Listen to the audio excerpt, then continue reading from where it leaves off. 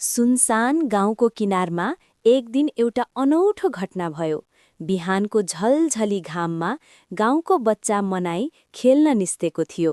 तर आज उसको नजर मान्छे जस्तै चालचलन गर्ने एक अनौठो प्राणीमा पर्यो। एउटा खतरनाक धिन्जर खालको चिम्पान्जी। चिम्पान्जीको आँखा जति डरलाग्दो देखिन्थ्यो उति नै चम्किलो र बुद्धिमानी पनि थियो।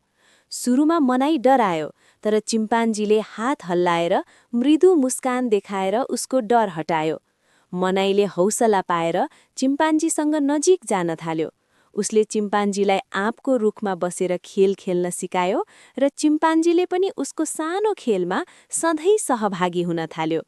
गाउँलेहरू पहिलोमा अचम्म मान्थे, तर चाँडै तिनीहरू बुझ्न थाले कि यो चिम्पान्जी डराउँदो होइन, उनीहरूका लागि नयाँ साथी बनेको छ। दिन बित्दै गयो र मनाई र चिम्पान्जीको मित्रता गाउँभरि चर्चित भयो।